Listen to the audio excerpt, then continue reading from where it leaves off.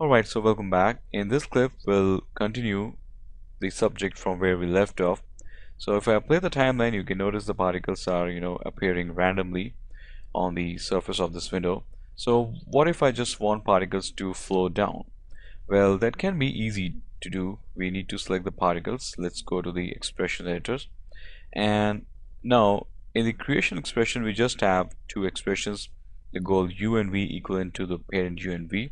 Now let's move inside the runtime after dynamics, since we want the calculation of the particle motion based on each and every individual frame. So let's do one thing. What if we have a condition in which nParticle shape1 dot goal v plus equals to 0.01. So that means with every individual frame there is an increment of 0.01. If we hit the option create, and let's play the timeline, and you can notice, and well, the effect is going on, but the opposite of the effect is happening. And technically it has to go like in this way, because now this is the value from 0 to the 1 in this way, and this is the value which is 0 to the 1, which is the v value. So the u value is along the horizontal, x positive axis is the u value, and in the y positive we have the v value. So we can fix this very simply by just multiplying this with the value of -1, and here we go. This solves our problem. Now the moment you play, the particle will continue to move downwards. But there is an issue, and I think so there are two issues. So issue number one is the particles are just appearing very randomly, and this is not the case. I just want particles to appear only from the top section of this window.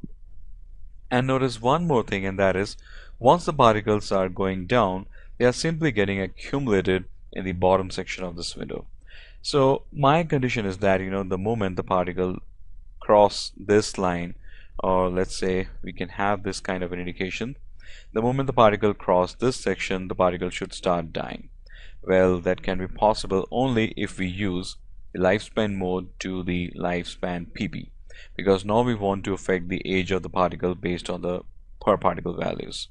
So the first thing is to determine what exactly is the value of the goal v. Let's say if the value of the goal v is lesser than 0.045 or maybe 0.050, then in that case the particle should die. Press Ctrl A, and let's say we change this to the numeric, and over here we have a goal v. Now if we just select the particle, and notice the particle value is 0.039, and if I just move one single frame, you can see the value is getting reduced. So let's type and prepare our statement inside the runtime after dynamics. Let's say we have a condition: if nParticle shape1 dot goal v is less than or equals to maybe 0.045, then in that case the lifespan should be -1. So nParticle shape1 dot lifespan pp equals to -1, and here we go. Not a problem. Hit the option edit. Now one important thing is to change the lifespan mode from life forever to the lifespan pp. And now if we play the timeline, let me just roll it back and play, and you can notice very clearly there is no accumulation or gathering of the particles. Let's also change the render type to the sphere so that it could be easy to visualize.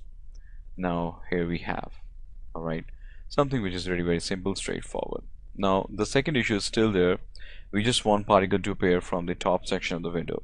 So we can go in two ways. One is that we can use another script which is color at point RGBA, but instead of going for that method, I simply want to use the textures which we have already covered in one of our modules.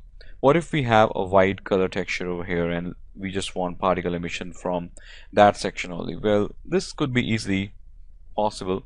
We need to go inside the hypershade. Let's bring a simple 2D RAM texture, and let's bring a Lambert, which is over here, no problem. Now let's connect the color with the color of this Lambert. Go inside over here, change the interpolation to the none, and just position your color color entry list somewhat like this, and change the VRAM to the URAM. Alright, now if we just simply assign this, alright, I think so we are required to change this into V, not a problem. So we can simply reposition this in this way. I think so that is pretty much nice, not a problem. So I just want the particles to appear from this particular color, but I also just want particles to appear, from this range. I don't want particle to appear from the corner section of this window. That can be fixed easily. So for that we are just simply required to play with the placement 2D texture. Let's say we do one thing. Let's play around with the value of, let's say, the coverage. So let's say we have 0.98 as a coverage.